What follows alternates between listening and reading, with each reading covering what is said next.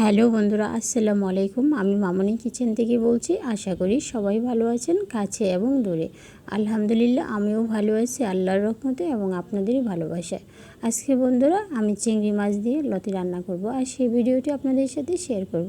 পুরো ভিডিওটি দেখতে বন্ধুরা আমার সাথেই থাকুন। দেখেন বন্ধুরা, এখানে আমি লতিগুলোকে কেটে রেখেছি, আর এখানে আমি ছোটো ছোটো চিংড়ি মাছ নিয়েছি।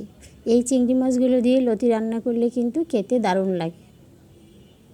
এদিকে আমি একটা পাতিল নিয়েছি, আর লতিগুলোকে আমি ধুয়ে এবার পাতিলের মধ্যে দিয়ে দেব।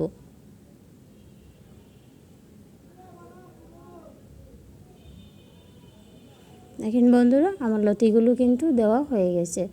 এবার আমি চিংড়ি মাছগুলোকে লতির উপরে দিয়ে দেব।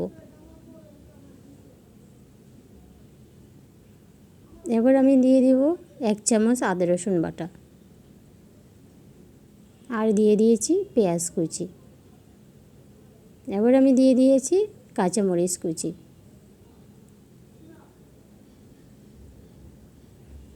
এবার আমি দিয়ে দিলাম স্বাদ মতো লবণ।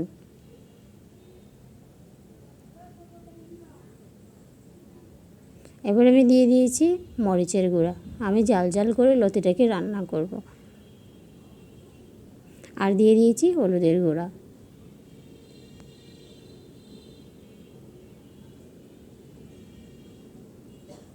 এবার আমি দিয়ে দিয়েছি পরিমাণ মতো সয়াবিন তেল। তেল দিয়ে আমি লতিটাকে হাতে খুব সুন্দর করে মাখিয়ে নেব। যারা আমার চ্যানেলটিকে সাবস্ক্রাইব করেছেন বন্ধুরা, তাদের সবার জন্য রইল আমার পক্ষ থেকে অনেক অনেক অভিনন্দন।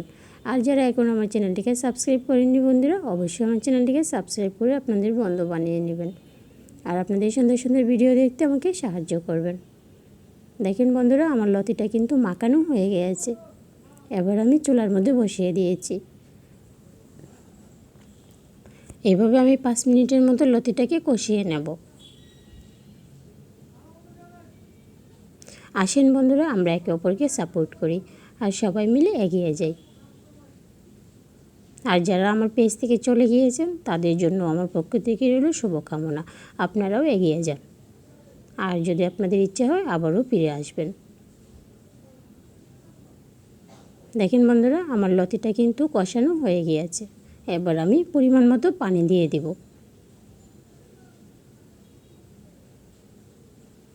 পানি দিয়ে আমি লতিটাকে খুব ভালোভাবে নাড়াচাড়া করে মিশিয়ে দেব। দেখেন বন্ধুরা, খুব সুন্দর একটা কালার চলে এসেছে।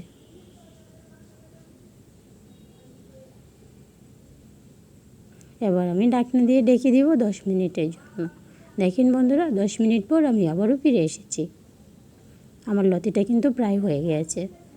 এবার আমি এখানে দিয়ে দিব 3 টুকরো তেঁতুল। দেখেন বন্ধুরা, আমি তেঁতুলগুলো দিয়ে কিন্তু 5 মিনিটের মতো রেখে দেব। আর চুলার আগুন আমি একেবারে লো লেভেলে দিয়ে দিয়েছি।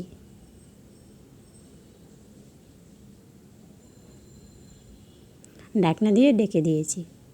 দেখেন বন্ধুরা, 5 মিনিট পর আমি আবারও ফিরে এসেছি। এবার আমি লতিটাকে নামিয়ে নেব। দেখেন বন্ধুরা, লতিটা দেখতে কিন্তু অনেক লোভনীয় হয়েছে, খেতেও কিন্তু খুব মজা হয়েছিল। ভালো থাকবেন সবাই, আমার জন্য দোয়া করবেন। আল্লাহ হাফেজ।